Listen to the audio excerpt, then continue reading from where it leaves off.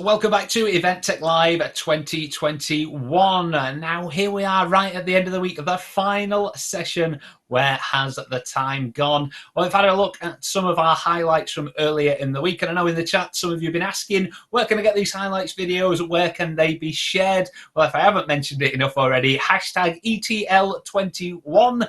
That is where you'll find all the social media, everything that's been going on for this week. And I know ETL Event Tech Live on LinkedIn shared some of the highlights videos earlier. So if you do want to get those, share them or just watch them again. They will be on LinkedIn, but just follow the hashtag and that will give you access to absolutely everything that has been going on from this week. Now up to our final session then here on the main stage for 2021. I'm super excited to welcome Fab Capodicasa, there we go, nearly got that right, from Hoosh, who's going to be introducing our final session, which is what can we learn from the gaming, esports and porn industries. So Fab, a very warm welcome and it's over to you. I'm honored to be closing out ETL 2021, and I wanted to finish by challenging you to think differently. Whether you know it or not, your audience has changed. It's far younger than you think. It's a Gen Z 20-something audience that's grown up on a diet of esports, porn, and gaming. If you want to create a compelling experience for them, you need to understand the basics. I'm Fab from Hoosh. Let's dive in. What's interesting about gaming is that it's an industry that's not well known, but has exploded in the last 20 years. This infographic is great because it shows you how it went from a very niche industry to now a major force worth $180 billion. To give you a comparison point, the film industry is only worth $41 billion. The most interesting when you're looking ahead is that small sliver up the top right, which is VR and cloud. And that is going to be the next explosion on this graph. So if we project ahead next 5 years, you'll see that will really do the same thing as mobile. It will increase, and it's not going to take away audience, it's going to increase audience. If you want to know what that is, have a look at Zuckerberg's rebranding of Facebook to Meta. This is the metaverse. It's VR, it's cloud, and it represents the next major expansion of the gaming industry. Most media is one way. The difference with gaming is that it's immersive, and the whole point is escapism. It's about interacting with a different world. It's experiencing things that you'll never get to experience in your life. You'll never be on a spaceship. You'll never be on an alien world.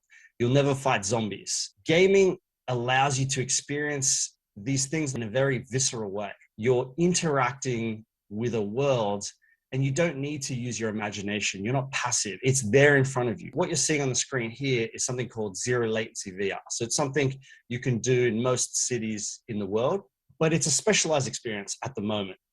However, as VR goggles and gloves become standard pieces of equipment, then there'll be a rushing trend into that VR space. And it'll be driven by things like Meta and the metaverse as well, because a lot of funding will go into it.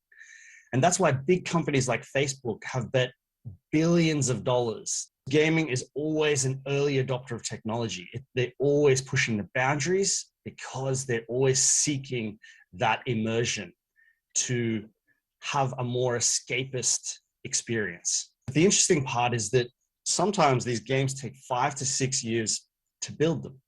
It means they have to work very differently from traditional businesses, which means that there's definitely things in there that we can learn as event professionals in our industry. One of the things that we can learn is, how do you engage audiences? How do you get a buzz going? How do you get that excitement? And how do you maintain it for years? Now, Cyberpunk, which I'm showing you there, took 7 years to release. And they did an excellent job at getting that audience engaged the whole time. And then actually when they released it, they had a big group of people that were willing to buy that product. Because if you imagine if I went to you, hey, you're going to run an event in 6 years' time, you need to start building an audience now, and they need to be super excited when it arrives. The game is not just software, it's the artwork, it's the celebrities. Look at this poster here, Cyberpunk. They had Keanu Reeves, a major celebrity. You have to film it, you have to write it, you have to record the music for it. It's as much work as a film from an artistic perspective, and then you add the incredibly complex engineering problem. So it costs a lot of money to do. And then you have to make that money back in a very competitive world. So imagine you could spend millions of dollars developing a game, spend 5-6 years, you release it and it flops. And then just to rub salt in the wound, some guy in his garage develops Candy Crush Saga for the mobile, and then suddenly, boom, that thing explodes and they make millions. That's the thing in the gaming world. And it's the same in the events industry. There's different types of games, and some games just take significantly less development. But because they're more creative or delivered in a more creative way, or they're more addictive, or they have a far wider audience, then they make a lot more money compared to a traditional game, which might flop. I think the main thing that we can learn from an events perspective, and that if you're not in the industry, you don't understand, is that gaming is all about community. There's this misconception that gamers play in isolation, but they don't. They develop these micro tribes, these micro communities that become like their online family. And you can only imagine how much that grew during COVID with all these lockdowns. Think about it. You're stuck at home, you can't go anywhere, but you can go into a game and then you can play with your friends or with random group of people that become your clan, your tribe. That's what they call it. They call it a clan. Tribe is a marketing word for it. There's lots of different gaming terms for it, but essentially it's a tribe or a sub-tribe. And so these become your online family. That's an incredibly important part of gaming. And a lot of it's player driven. It's not organized by the companies that create these games. These micro communities, micro groups often become the why of why you play those games. Because once the novelty of the game wears off, which in some games is very quick, why do you keep playing? You keep playing because of the relationships you've built, because of those personal relationships, because you're in a team and you can't let that team down. If you look forward the next, say, 5 years, the best example is a movie called Player Ready One that came out, I think, 2 years ago. And so the premise is that it's 2050 where the world's super overcrowded, and the way that people escape from their shitty lives is they live in the metaverse, right? Which is the same vision. If you look at Zuckerberg's video about Meta, it's the same idea. It's just idealized, whereas in this movie, it's more dystopian. But they live inside a virtual world. So in the physical world, it looks like this image I'm showing you. Mm-hmm. The gloves, the goggles, the full body suit with the haptic feedback. And people think this is futuristic, but the technology already exists. In fact, there's technology that can simulate smell and taste on top of sight, on top of your sensory experience, like gloves, full body, etc. And that only came out recently in the last year. So if I can simulate sight, touch, smell, taste, what is it that I can't do in an event? I can replicate everything in an event and indeed take you into worlds that you've never been in. To me, it's a natural evolution for events. Fortnite is one of the largest multiplayer games online.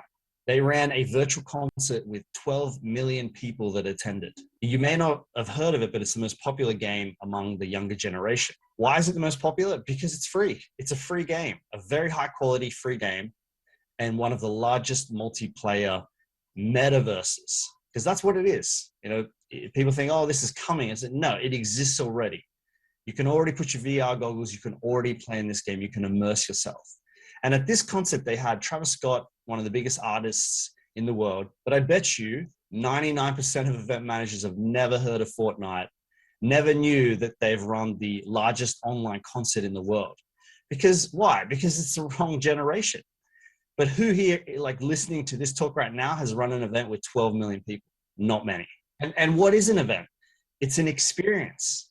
And I hear this over and over in my game show Events Heist. It's an experience that takes you away from your everyday life and maybe even changes you in a positive way. That's what event professionals do. They try to immerse you in a world that they've been working on for months. So how do you apply this to your event? Well, there's a few ways. One of the ways is from gaming is player-generated content. And so if you translate it to event speak, it's attendee-generated content. Well, here's an example of player-generated content. This is a Twitch commentator. Twitch commentators are people that already have a large following. They live in that world. In this example, it's Fortnite. And it's actually this commentator's view of the same concert, right? So if you can imagine, they ran this concert and there would have been thousands of people covering it, live streaming it. And so she's explaining, she's interacting, she's giving you a lot of commentary. And why would you listen to a commentator versus just watching the game? Well, it's the same reason you would do it in a sporting event. Think World Cup. You listen to the commentators because they know the players. They help you appreciate what's happening. They give you the backstory. They give you the stats, the details about the stars. And that's the same thing in Twitch. Twitch is a platform that's been built on people with large followings that commentate on what's happening. So my challenge to you guys is, why can't you do this for a hybrid event? Why can't you have professional or amateur commentators wearing head cam, chest cam, going through the expo booths, interacting with people at the booths? It's like virtually attending an expo hall, but it has so much more value because of that commentary, because of that background. Another example of user-generated content is community. And so you've seen this at your own events. You've seen groups of strangers that connect at an event, and then they go on to experience that whole event with that same small group. Then after that, they stay in contact, and then every year they come back in that little group and they experience it over and over again, and they love that. Mm-hmm. But why aren't we facilitating this with technology? Why are we letting people do this haphazardly? Why don't we, like the gaming industry does, encourage it, enable it, so that people can create these micro tribes that then facilitates these connections between groups? That's what makes an event amazing. Have you ever been to an event where you don't know anyone? It's not that interesting. It's the people you meet and the people you stay in contact. That is how an event might change you. How much more engaged am I going to be when I'm looking forward to seeing my little tribe again? I'm so much more engaged. Now, then if you take it further, just like the gaming industry, gamify it. Send these teams to do things throughout the city that you're running the event in. Go do this, go do that, find a clue, find this, you get points, you get enhanced experience, you get extra swag.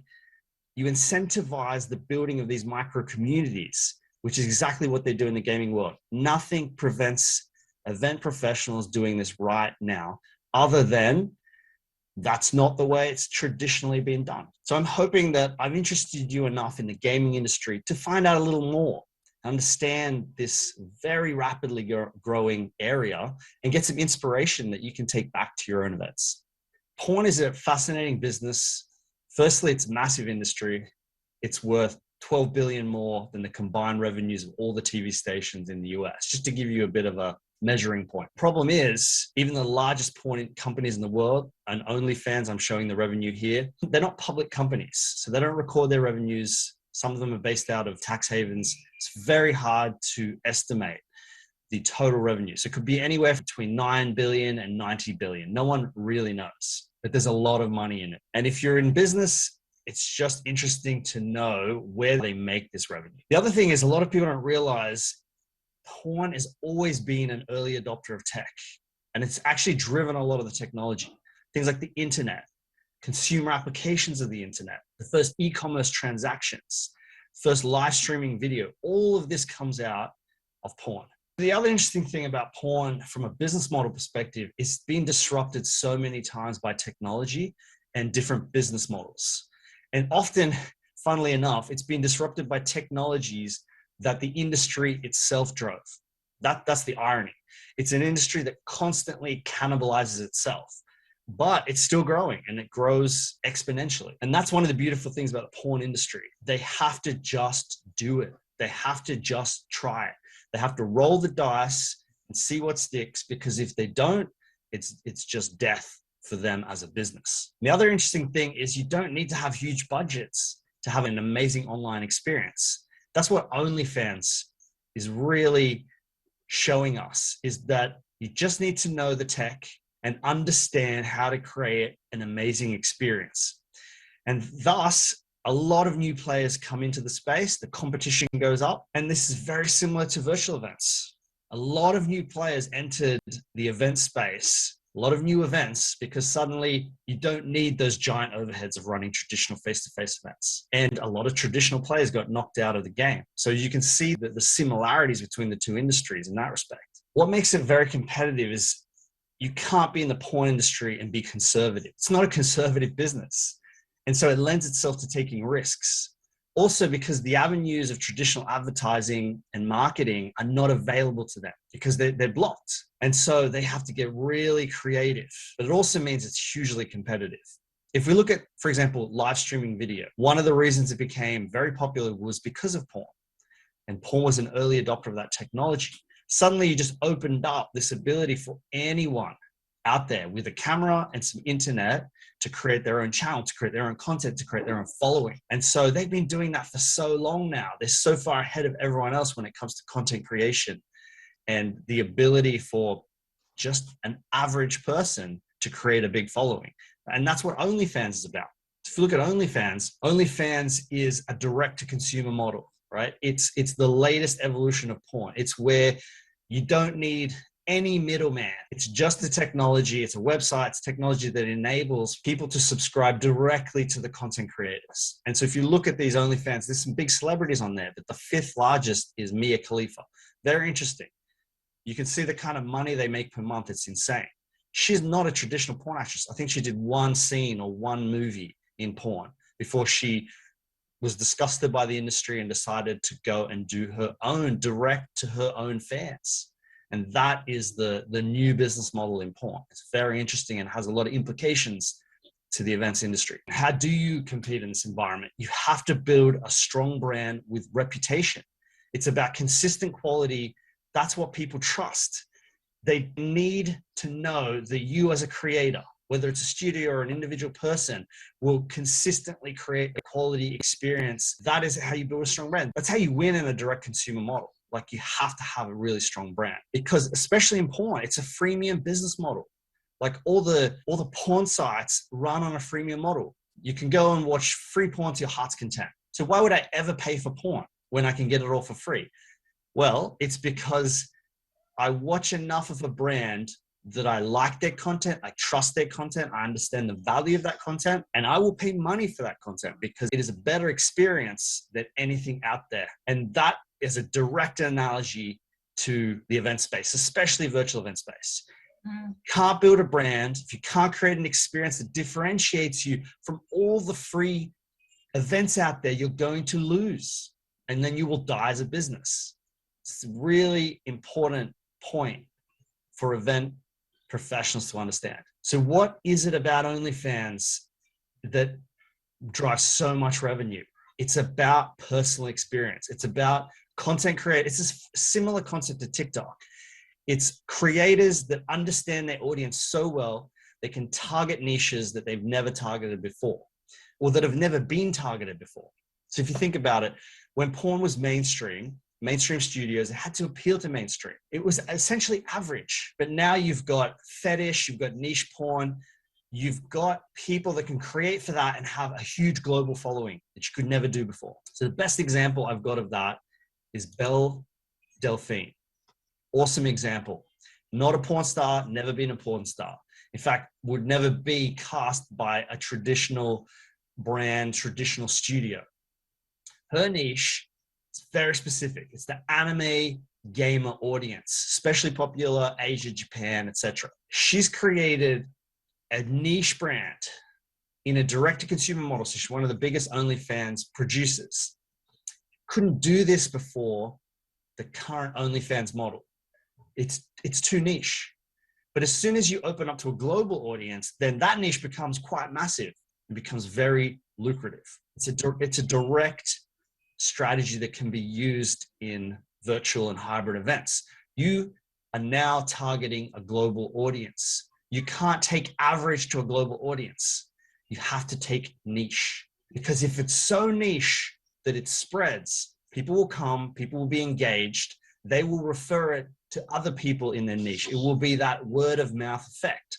That's the beauty of doing niche. Smaller and smaller, much more refined audience means that you actually get larger audience, because now you have a global delivery model that you didn't have in traditional face-to-face events.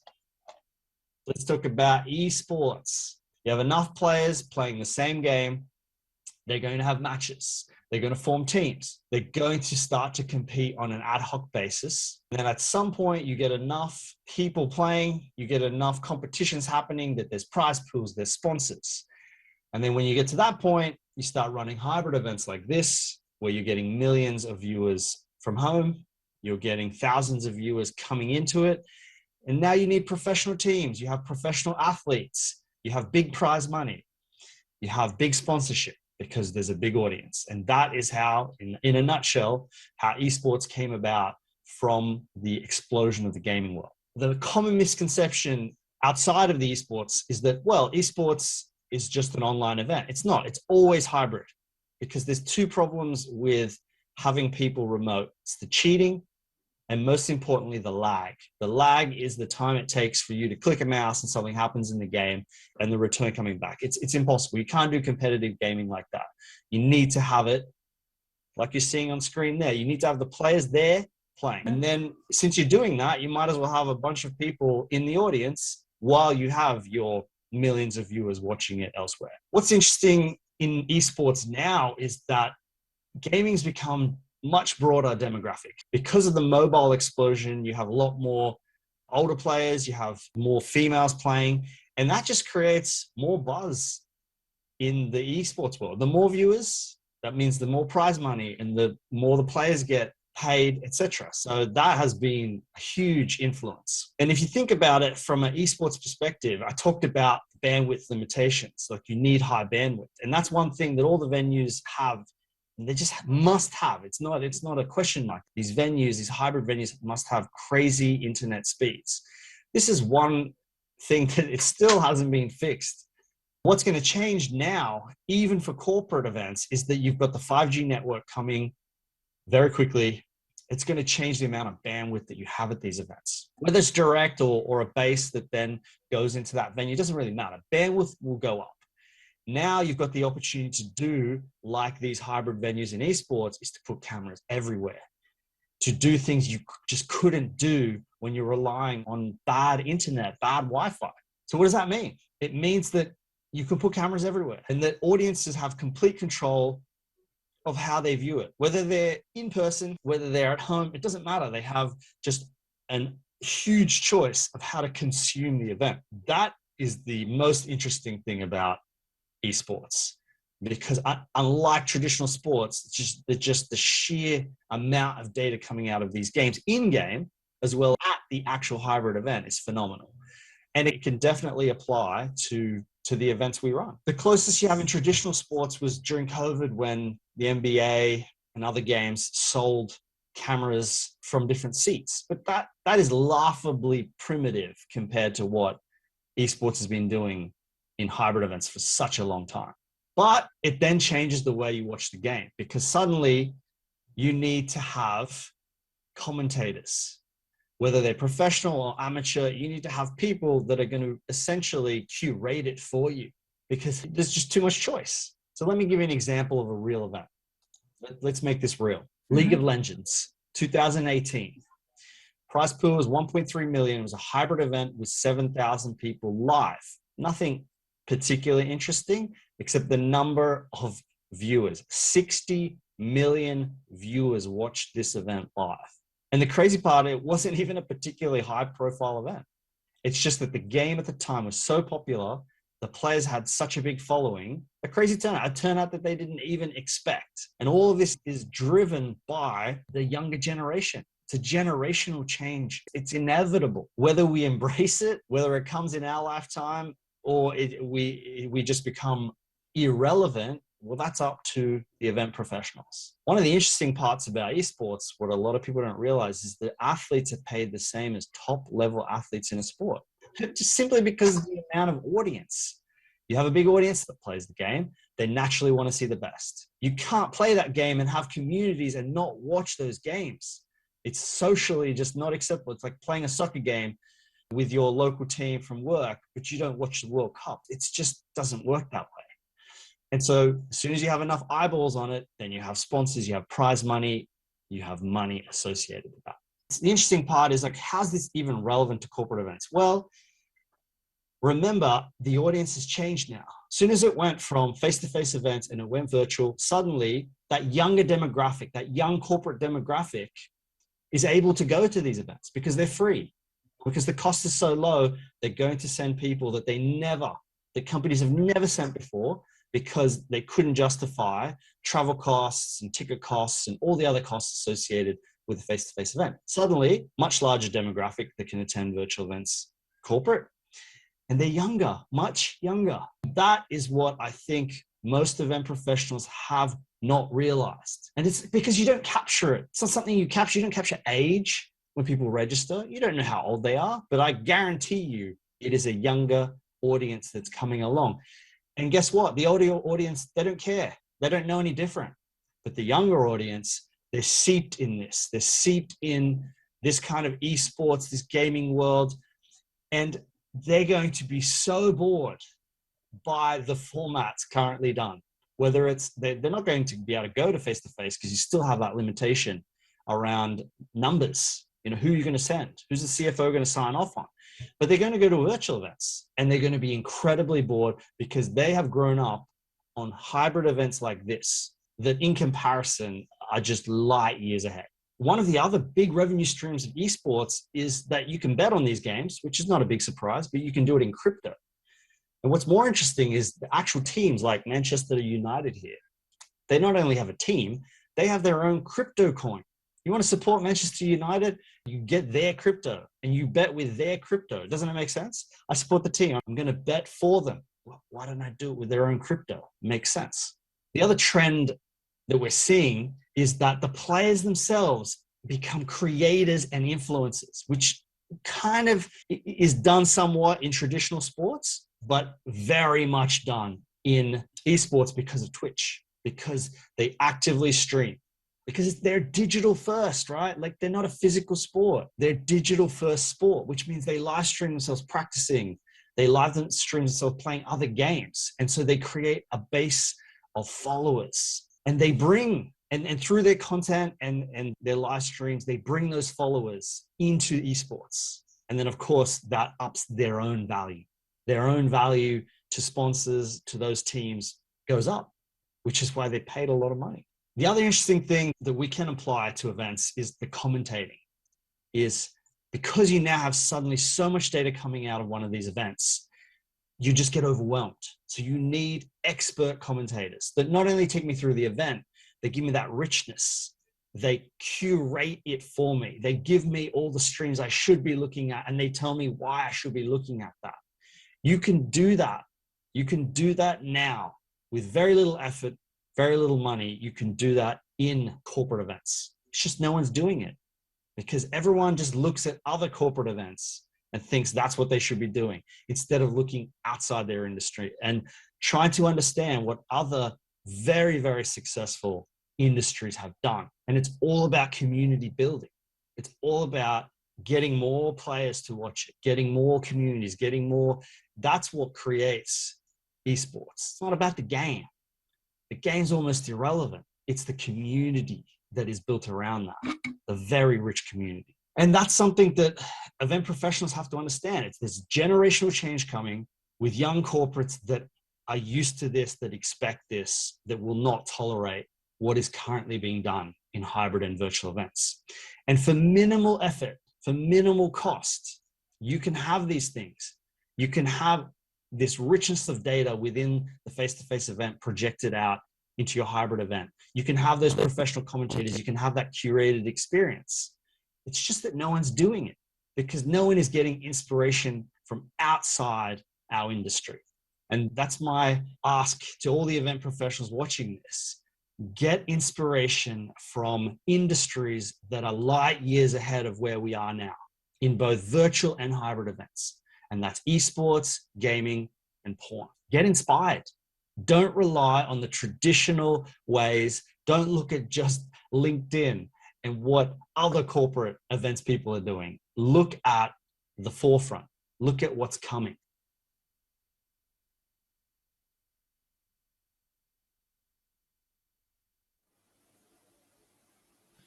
Fab, absolutely amazing, so insightful. I'd say the chat has been flowing. I think, one thing I noted down, especially from the chat there, is just relevance. Like I say, if event profs, they want to stay relevant, you've got to start thinking differently. We have got people saying, yeah, you need to start looking at Twitch there. That's what events should be looking at right now. Twitch could help us so much. Thank you very much for Lucy. There's just so much, like you say, the new generation, they're coming quicker than more of us would actually expect, that they're going to be our delegates very soon. And like you say, they're not going to accept it. So, Fab, are you able to have a quick chat with us now? I know we've had a little bit of mic swapping issues just before. Fantastic. Just first and foremost, just as obviously this is a tech event, everybody's liking your presentation, first of all. How are you actually delivering that presentation, just with obviously you appearing in the slides and looking different ways? Give us the tech info behind that. So I'm using multiple cameras, multiple mics, and then I'm using a software called ManyCam, which is a way to project virtual cameras and virtual microphones. So it allows you to very easily switch between these things, have different backgrounds, project from different areas, live and pre-recorded. So some of that was pre-recorded, some of that was live. And yeah, it's because I'm doing this at, I think it's almost 4 a.m. here. So to bring my best self, I have to do a bit of a mix and record it during the day, and so I'm not asleep during the presentation. Well, I wish you'd given us that bit of advice on Monday, because I could have pre-recorded most of this week, and I could have been a lot fresher right now. But no, really appreciate the behind the scenes. A lot of people getting really excited. A lot of yeses going on in the chat. Loved it very much. Really inspirational. Thank you, Fab. Great effort. Great job, Fab. I say it's gone down really well, and I think, like you say, once the 5G network comes, it's really exciting what opportunities that presents. I think from my perspective, I think the commentary element, amazing insight. Like you say, I've seen that done online, but I've never really, thought about it in an event space, in a corporate event space. So I think, like you say, absolutely hit the nail on the head. And I think this presentation alone is probably going to get a lot of event profs actually thinking about what they're doing. What are our behaviors? Just because, things have gone on in the past, we really need to start changing our ideas and, like you say, look into other industries for inspiration. So Fab, thank you so much. Great presentation there. And final words go to Matthew. Great presentation. I agree that the most exciting innovation in virtual events have come from gaming events that he has seen. So Fab, brilliant. Thank you so much for doing the final presentation at ETL 21. Thank you very much. Top man, there we go, Fab. Can I be your intern? There we go. Clara, applying for a job, but why not get in there? So, ladies and gents, that is it. That was your final presentation of the day, the final presentation of the week, and the final presentation of Event Tech Live 2021. Well, what a week it has been. What a journey we've been on together. I've got a few thank yous before we do wrap up. Firstly, I'd like to have a big shout out to Adam Parry and the team for having me and letting me take part in the event. Of course, thank you to Adam for actually putting the event on. I want to say thank you, of course, to all our sponsors for allowing this to happen. Big shout out to EventsCase, headline sponsor this year. It's been fantastic. A huge thank you to all the speakers, all the presenters, everyone doing all the panel discussions, running those networking sessions. It's been a great team effort, and it's made it an amazing week. Again, huge shout out, of course, to Adam and the team for just putting this on in the first place. To Rich and all the team at firstsight.media, running all the streaming behind the scenes. It's been absolutely fantastic working with you guys. Congratulations to everyone who won awards on Wednesday night. I know there'll be a lot of celebrating in and around London after the show on Wednesday. Just want to cover a few things, what I've loved about the show and the journey I've been on personally over the past 5 days. I think the main things that have come out for me are 3 words: connecting, conversations, and collaboration. connect with each other, connect on the platform. I'd love to connect with you all. Hit me up on LinkedIn, Simon Howard. Why not? Because I'm going to start some more conversations with you amazing people. And that's what it's all been about, moving forward into the future. Events as a whole, it's changing. We all need to stay relevant. We all need to help each other out. And collaboration is definitely going to be our future. Now, if you have missed anything on the main stages that we've been streaming out this week, it will be available on demand as soon as we can get it, hopefully in the next week or two. Obviously, on the live days, we had multiple stages, so you wouldn't have been able to watch everything all at once. So there's going to be plenty to catch up on. But ladies and gents, I just want to say on behalf of myself, all the team at Event Tech Live, thank you so much for joining us. However many sessions you've taken part in, really hope it's been valuable to you. It's been an absolute joy. And don't forget, Vegas in June 2022. If you watch the highlights reel and you've got absolute FOMO and say, I just want to be there, Event Tech Live US is going to be in Vegas. It'd be awesome to see you in person if you can make it to that one. And of course, fingers crossed, we'll hopefully be back for Event Tech Live 22 next year, back here in London as well. But more information will be released on that as soon as we can. So, ladies and gents, on behalf of myself and all the team here, once again, thank you so much for joining us and have a great weekend. This has been Event Tech Live 2021.